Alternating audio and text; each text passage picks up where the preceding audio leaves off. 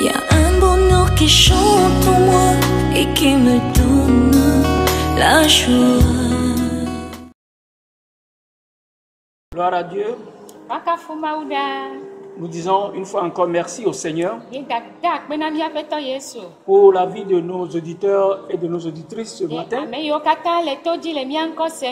Voilà, le Seigneur nous a donné encore une nouvelle journée. Et comme nous pouvons le constater, c'est l'apothéose de la Pentecôte.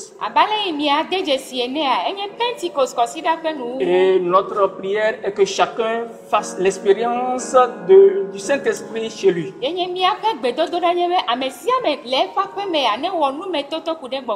Et ce matin, nous prions le Saint-Esprit de nous aider à vous communiquer la parole de Dieu et qu'il vous donne aussi un esprit pour pouvoir comprendre le message de Dieu. Alors nous avions commencé un enseignement depuis le dimanche passé et le thème de notre enseignement c'est le Saint-Esprit, le fidèle et invincible compagnon des enfants de Dieu. Le Saint-Esprit, le fidèle et invincible compagnon. Et ce matin, nous allons continuer l'enseignement. Nous avions commencé par la première partie. Nous avions parlé de la promesse et son accomplissement. Et ce matin, par la grâce de Dieu, nous allons essayer de voir le rôle et l'importance de l'Esprit de Dieu dans la vie des enfants de Dieu que nous sommes.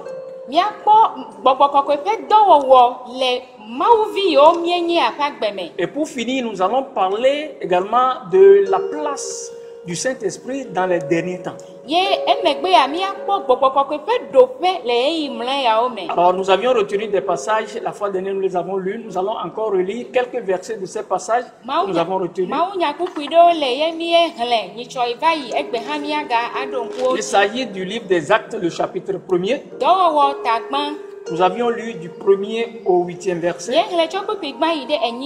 Mais ce matin, nous allons considérer seulement le verset 8. Là, il est écrit, mais vous recevez une puissance. Le Saint-Esprit surviendra sur vous et vous serez mes témoins à Jérusalem, dans toute la Judée, dans la Samarie et jusqu'aux extrémités de la terre. Le deuxième passage biblique que nous avons retenu,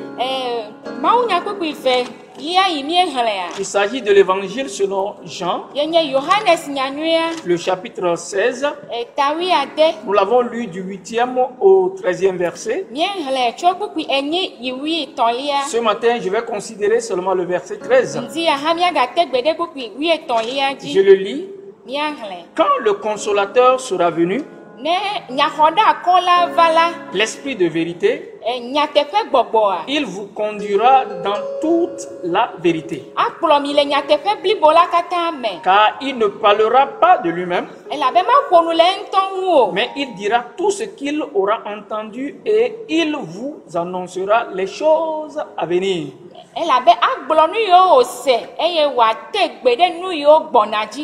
Amen. Le Saint-Esprit, notre fidèle et invincible compagnon. Nous avons vu dans la première partie que Jésus-Christ, lorsqu'il a voulu se séparer avec ses disciples, il leur a promis le Saint-Esprit. Et 10 jours après son ascension, le Saint-Esprit est descendu. C'est-à-dire la 5e journée, la 50e journée, pardon. Le Saint-Esprit est descendu.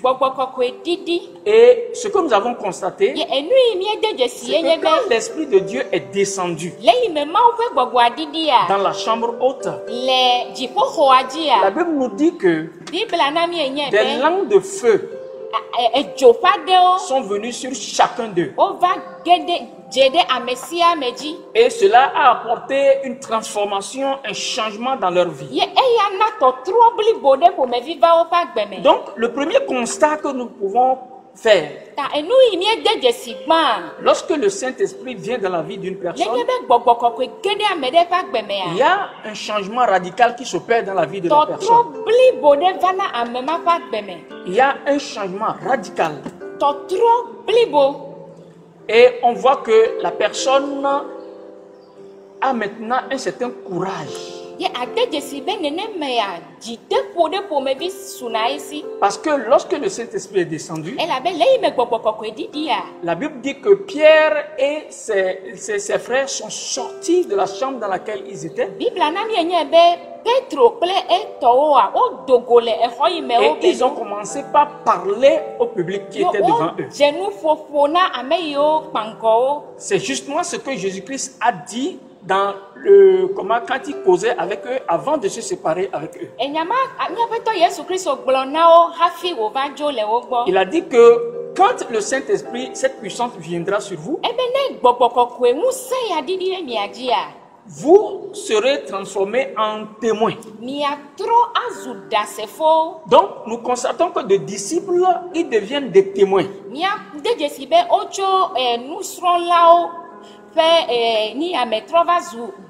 Ils ont changé de statut. Ils ont changé de posture.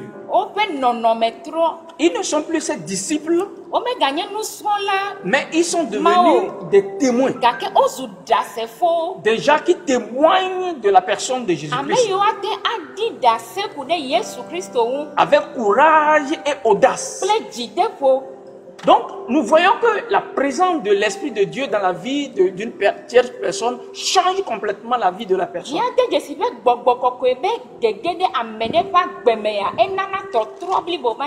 comme nous le disons, le premier constat, c'est que la peur a quitté ses disciples.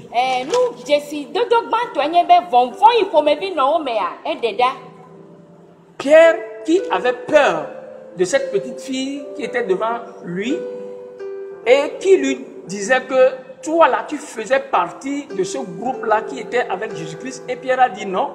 Pierre, maintenant, après le Saint-Esprit, la Bible nous dit que Pierre a eu l'audace d'affronter un public, pas une personne maintenant.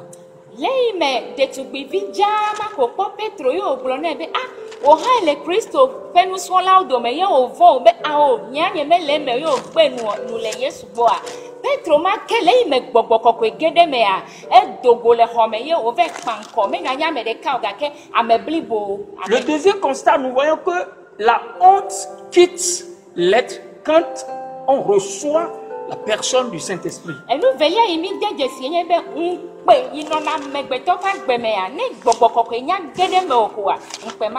Cette honte quitte en même temps. La honte de parler de la personne de Jésus-Christ. Paul a expérimenté cela.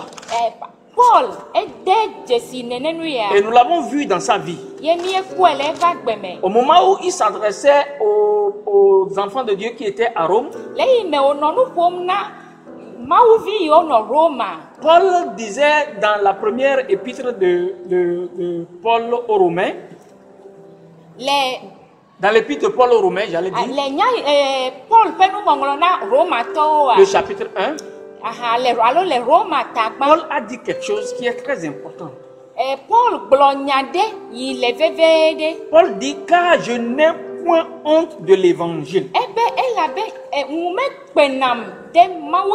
Ce n'est plus Saul, mais c'est Paul qui a expérimenté la personne du Saint-Esprit. Alors cette personne de Paul maintenant, il dit avec le Saint-Esprit, je n'ai point honte de l'évangile. L'évangile devient une puissance de Dieu pour le salut de quiconque croit.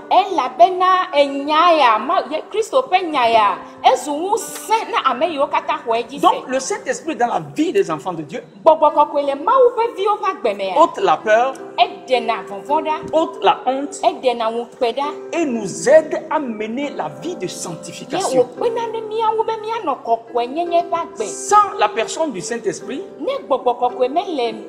il nous est difficile de mener la vie de sanctification. Le Saint-Esprit nous aide à mener cette vie de sanctification en nous donnant la compréhension de la parole de Dieu, en aidant notre esprit à pouvoir vaincre les tentations et à nous donner la vie pour que nous puissions aussi mener cette vie de sanctification. Qu'est-ce que le Saint-Esprit fait encore dans la vie des enfants de Dieu? Il nous aide dans les moments où nous sommes fatigués. Il nous aide à prier. Il prie à notre place. Paul dit dans Romains 8, le verset 26. Il dit que dans les moments de fatigue, le Saint-Esprit aide les chrétiens et il fait un avec notre esprit et il intercède à notre place. Donc ce que Jésus a promis à ses disciples, c'est une chose qui a une importance capitale, comme je le disais la fois dernière, dans la vie des enfants de Dieu. Et que chacun de nous avons ce devoir impérieux de l'expérimenter. Et si nous l'expérimentons, nous allons voir ces choses s'accomplir dans notre vie. Qu'est-ce que le Saint-Esprit fait encore? Le Saint-Esprit répand l'amour dans notre cœur. Dans Romains 5, le verset 5, il a dit que le Saint-Esprit répand l'amour de Dieu dans le cœur des enfants de Dieu.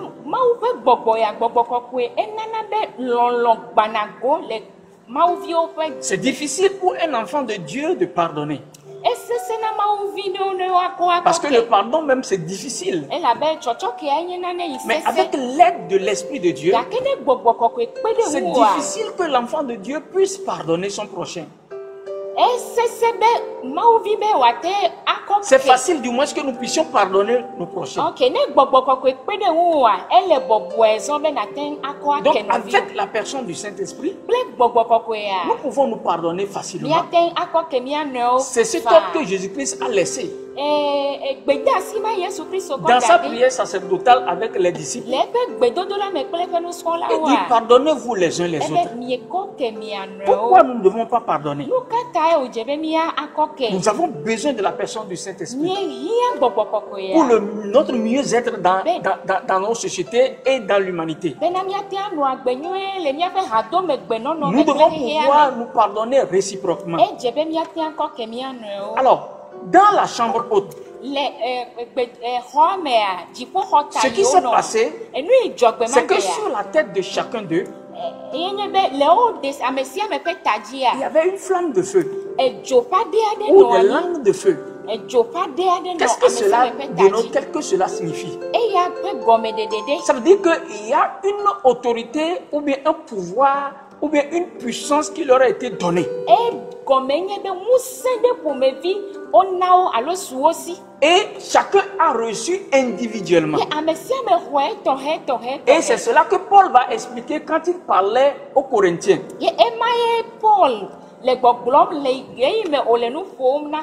Dans sa première épître aux Corinthiens, dans le chapitre 12, quand nous lisions du 1er au 14e verset, Paul s'expliquait sur ce qui pouvait être les dons du Saint-Esprit. Et quand nous voyons sur la tête de eux tous, ils avaient reçu les langues de feu différemment. Donc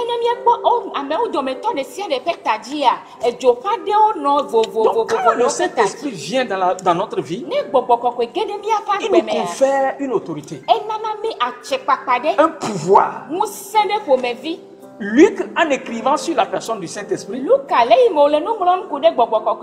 dans le chapitre 10, le verset 19, il dit, voici, je vous ai donné le pouvoir de marcher sur les serpents et les scorpions et sur toute puissance de l'ennemi. Et rien ne pourra vous nuire. Alléluia. Et rien ne pourra vous nuire. Donc la présence du Saint-Esprit dans notre vie nous rend invincibles. Si nous n'avons pas ce fidèle invincible dans notre vie, nous devenons vulnérables devant tout vent de doctrine et devant toute tentation.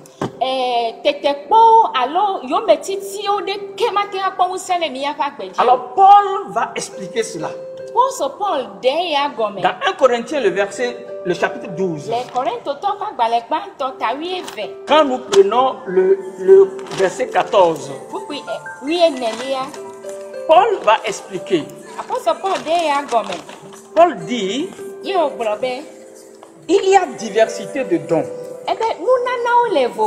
mais le même esprit. Diversité de ministères, mais le même Seigneur. Diversité d'opérations, mais le même Dieu qui opère tous en tous. Or, à chacun, la manifestation de l'esprit est donnée pour l'utilité commune.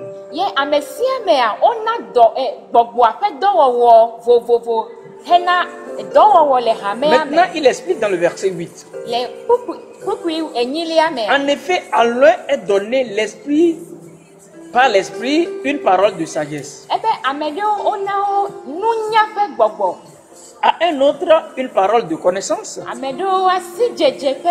selon le même esprit. À un autre, la foi,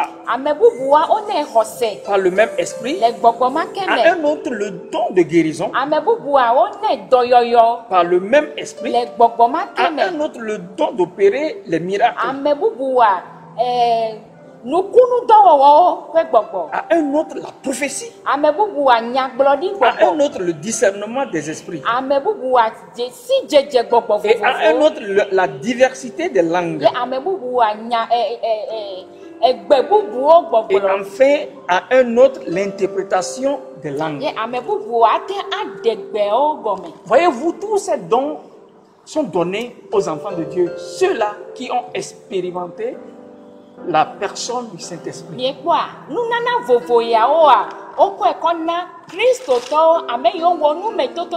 Et ces dons sont très utiles pour la vie des chrétiens.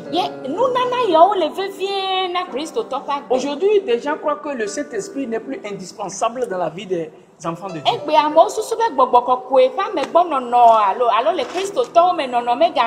Et que cette expérience est une chose passée, elle n'est plus actuelle. Mais disons-nous que c'est une promesse qui est destinée à tout le monde. Et que la vie chrétienne est plus aisée lorsque nous avons expérimenté la personne du Saint-Esprit.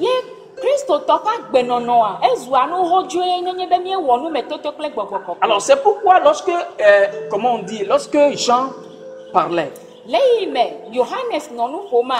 Jean a donné le rôle précis de cet esprit. Il a dit que quand l'esprit du Seigneur viendra, le consolateur qui a été promis, il dit que il vous conduira dans toute la vérité. Parce que c'est l'esprit de vérité. Et il vous conduira dans toute la vérité. Nous avons besoin en tant qu'enfants de Dieu de connaître et de vivre la vérité. Rappelons-nous lorsque Jésus-Christ a rencontré la femme samaritaine. La femme samaritaine ne racontait que le passé. Mais Jésus-Christ lui a dit qu'il y a une heure qui est arrivée maintenant. Et que tous ceux qui ont cru en lui, tous ceux qui l'ont reçu, ne vont plus adorer dans la chair. Mais ils doivent adorer en esprit et en vérité. Et lorsque nous adorons en esprit, c'est en ce moment que nous adorons en vérité. Et nous sommes, en tant qu'enfants de Dieu, nous sommes appelés à adorer dans la vérité. Parce que Jésus-Christ est la vérité. Donc il faut avoir fait l'expérience du Saint-Esprit pour pouvoir dire comme Paul a dit. Maintenant j'ai expérimenté la loi de l'esprit de vie.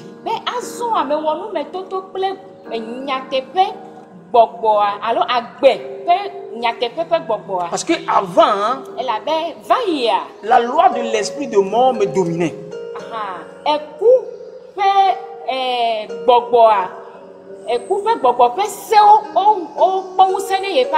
J'avais les mains liées. Mais depuis que j'ai expérimenté la loi de l'esprit de vie,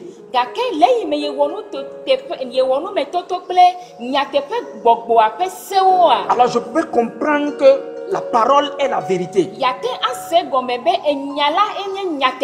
Et que l'obéissance vaudrait mieux que les sacrifices. Et Paul ne pouvait plus dire le mal que je ne voulais pas faire, c'est ça que je fais. Mais avec l'expérience que Paul a eue avec le Saint-Esprit, il peut dire maintenant, dans Galates 2, le verset 20, il dit ce n'est plus moi qui vis, mais c'est Christ qui vit en moi. Parce que maintenant, avec cette expérience, le mal que Paul ne voudrait pas faire, il ne le fait plus. Bien aimé dans le Seigneur, avoir le baptême d'eau en Christ, cela ne suffit pas. Connaître la parole de Dieu, c'est bien, mais ça ne suffit pas. Si ça suffisait, Jésus n'allait pas donner la promesse.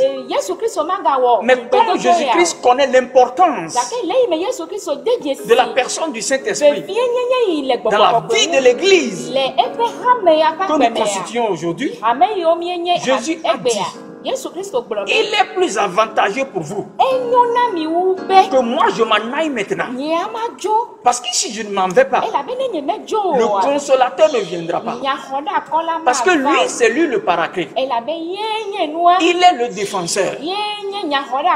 C'est lui qui va nous défendre en tout moment et en toutes circonstances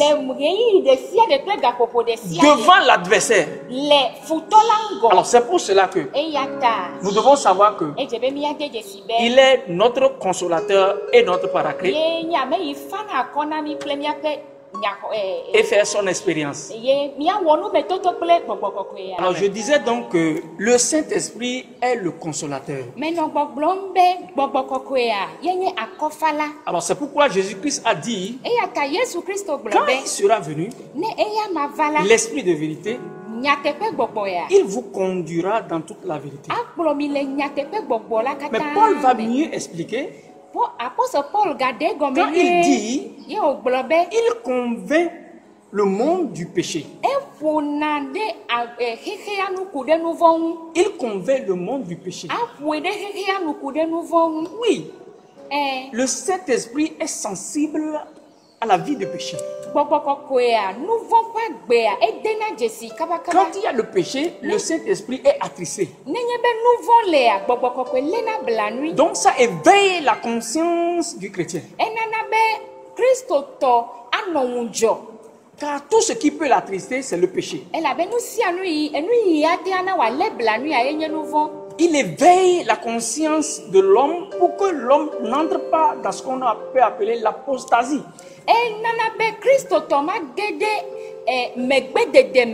Parce que quand l'incrédulité est accrue et que l'homme demeure dans l'incrédulité,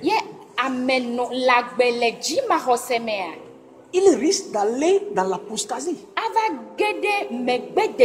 Donc il faut que le Saint-Esprit soit là pour convaincre tout homme du péché. Et la Bible dit également qu'il nous convainc de la justice. Lorsque Jésus-Christ leur parlait de son départ, il disait aux disciples que tantôt vous me verrez et tantôt vous ne me verrez plus. Et ils étaient confus. Pourtant, il leur disait la vérité. Il dit, pourtant, c'est ça la vérité. Donc, le Saint-Esprit nous convainc de la justice. Je me souviens lorsque dans la Bible, Jean était dans le Jourdain. Et il baptisait les gens. Lorsque Jésus-Christ est venu dans le Jourdain, Jean s'opposait au baptême de Jésus. Alors Jésus-Christ lui a dit, laisse qu'on fasse tout ce qui est juste, si je le paraphrase. Faisons tout ce qui est juste. C'est une personne de justice. Le Saint-Esprit est descendu sur lui. Et au même moment, Jean voudrait faire l'injustice. Alors, si le Saint-Esprit nous accompagne dans nos vies, quand le Saint-Esprit est dans l'église, l'injustice ne doit pas prévaloir dans l'église. Nous sommes ceux-là qui devons amener la justice dans le monde, dans notre société. Parce que la parole a dit, la parole de Dieu dit que nous sommes le sel et la lumière du monde. Et la Bible dit qu'il convainc également du jugement. Parce que le prince de ce monde est déjà jugé. Bien-aimés dans le Seigneur, c'est une évidence et nous devons avoir la certitude. Et en tant que des enfants qui ont expérimenté la personne du Saint-Esprit, Luc nous dit que c'est une autorité, c'est un pouvoir qu'il nous a donné. Donc nous devons avoir cette évidence, cette compréhension, cette assurance que le prince de ce monde est déjà jugé.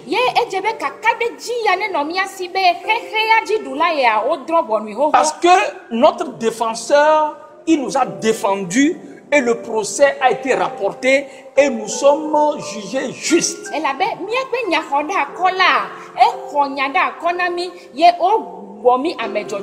Nous sommes justes. Et le jugement ne viendra pas plus sur nous, mais le jugement ira sur l'ennemi. Parce que notre avocat nous a défendus. C'est pour cela que chaque enfant de Dieu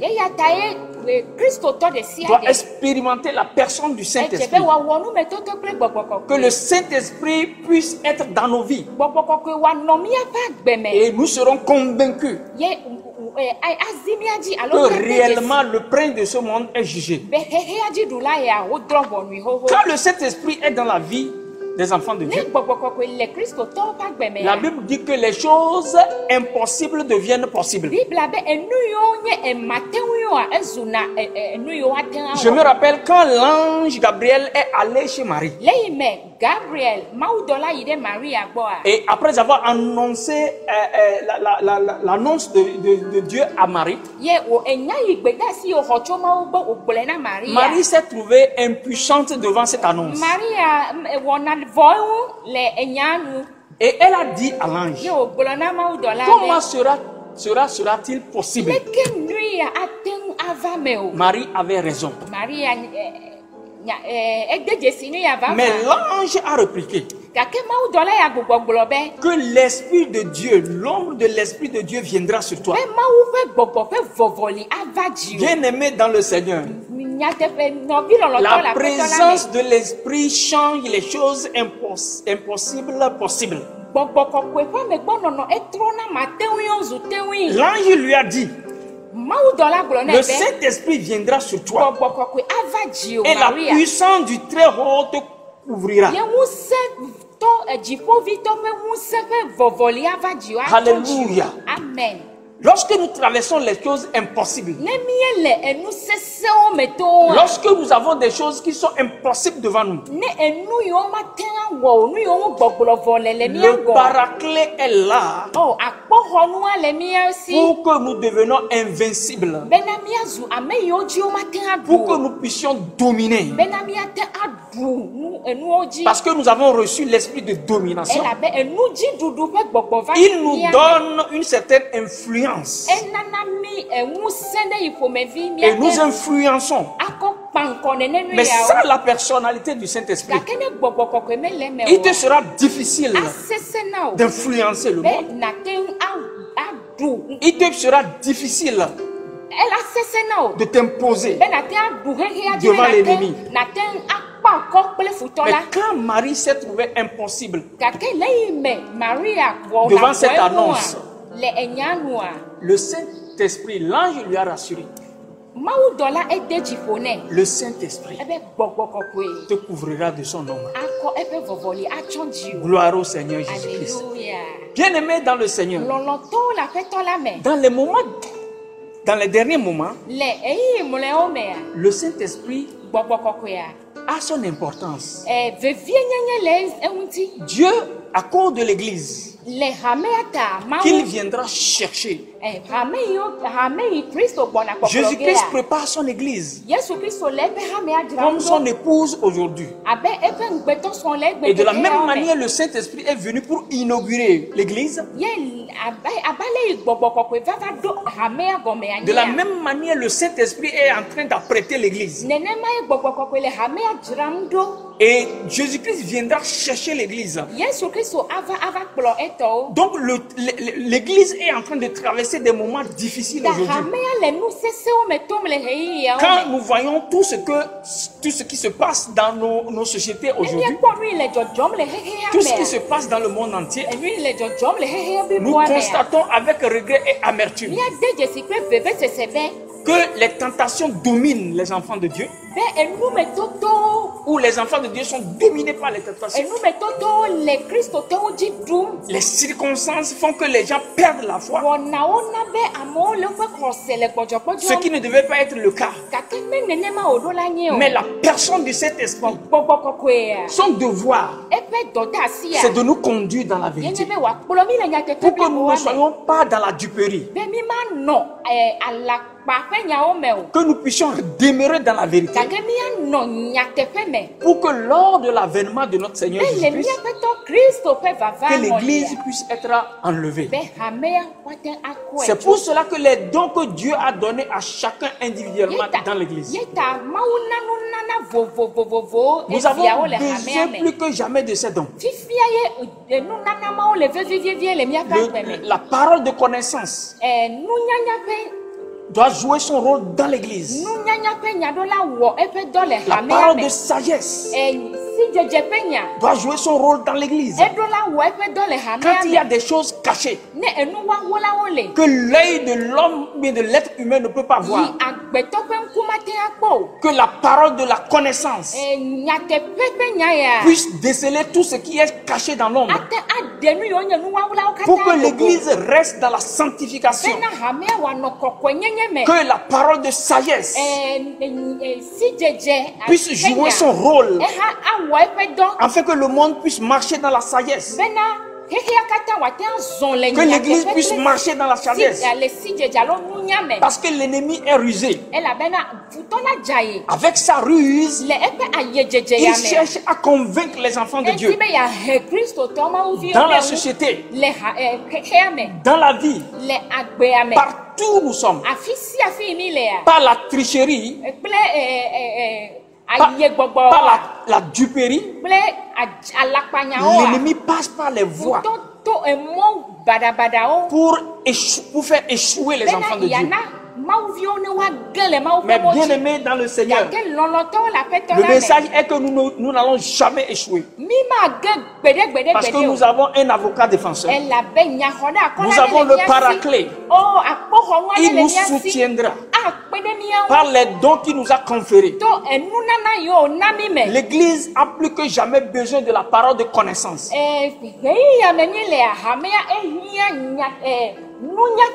Et comme je le disais, elle a plus besoin de la parole de sagesse. Lorsque Paul se trouvait devant cette femme magicienne, qui était animée de l'esprit de Python, il a fallu l'esprit de discernement. Le discernement des esprits. Paul repère en cette servante des exorcistes. Paul repère en elle un esprit de Python. Ce que les autres qui l'entouraient ne voyaient pas. Alors Paul s'approche d'elle et dit: toi, esprit de Python, tu quittes maintenant ce corps. Ce n'est pas la personne du Saint-Esprit. Ce n'est pas le discernement qui était en lui. L'Église a besoin de cet esprit. Les enfants de Dieu ont plus que jamais besoin de l'esprit de discernement. Pour que tout ce qui est caché soit comment mis en nu. Pour que tout ce qui est caché à l'œil humain soit visible à l'œil de Dieu. Afin que l'esprit de Dieu dirige et gouverne, contrôle l'Église. Bien-aimés dans le Seigneur, l'esprit que Dieu nous a donné doit nous aider dans ces derniers moments. Quand Paul parlait à Timothée, il a dit dans les derniers temps, vous verrez des gens de toute nature. Et ces gens de toute nature ne cherchent qu'à discréditer la foi chrétienne. Alors comment nous devons nous y prendre pour pouvoir être des vainqueurs? C'est pas la personne du Saint-Esprit. C'est pas ses dons. Aujourd'hui, quand nous avons le Saint-Esprit, nous devons avoir l'assurance. Parce que Jésus-Christ nous a dit dans Jean le chapitre 8, le verset 32. Il a dit: vous connaîtrez la vérité. Et la vérité vous rendra libre. Aujourd'hui, ce que nous constatons, c'est que les gens sont dans la tromperie. Or, si vous êtes conduits par l'esprit, il dit que vous êtes réellement les enfants de Dieu. Parce que tous ceux qui sont conduits par l'esprit sont fils du Seigneur. Mais aujourd'hui, les gens vendent le Saint-Esprit. Les gens transforment le Saint-Esprit en huile. Et on vend le Saint-Esprit. Le Saint-Esprit est transformé en eau. Et on le vend. Le Saint-Esprit est transformé en mouchoir. Et on le vend. Mais le Saint-Esprit n'est pas une chose à vendre. Lorsque Elimas le magicien s'est approché des apôtres et il a voulu acheter le Saint-Esprit, Paul a dit: va loin avec ton argent. Ce n'est pas un esprit qu'on achète. Mais Jésus l'a promis à ses enfants: quiconque a cru. C'est pourquoi quand je parlais de la promesse et de son accomplissement, je disais que lorsque Paul est allé à Éphèse, il a trouvé les croyants. Et il leur a posé la question: quand vous avez cru, est-ce que vous avez reçu le Saint-Esprit? Ils disent: non, nous n'avons même pas entendu parler. Regardez des enfants de Dieu qui ont accepté le Seigneur Jésus-Christ et qui ne savent rien de la personne du Saint-Esprit. Comment ils peuvent vivre dans les moments, dans les temps derniers qui sont difficiles? Bientôt le Seigneur viendra pour prendre son église. Bien-aimés dans le Seigneur, nous devons expérimenter la personne du Saint-Esprit. Et quand nous l'expérimentons, il nous conduira pas à pas et par les dons qu'il a conférés à chaque enfant de Dieu qui a expérimenté. Ces dons sont très nécessaires. Nous semblons les ignorer. Nous semblons ne pas les chercher. Mais c'est du devoir de l'Église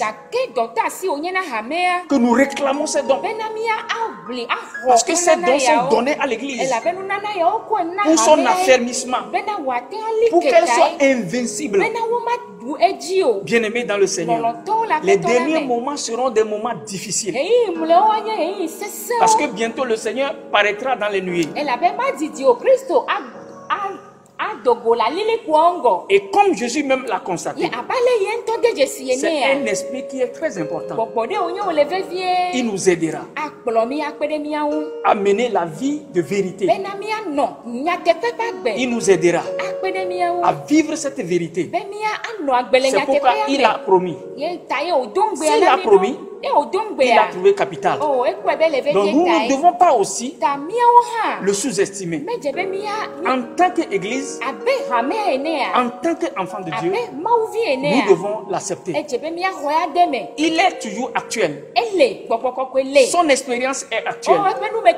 Il suffit de le chercher. Et nous sommes convaincus qu'il viendra sur vous. Que le Seigneur vous bénisse ce matin. Que la grâce du Saint-Esprit, que la grâce soit abondante et que le Saint-Esprit vous baptise au nom de Jésus de Nazareth. Amen.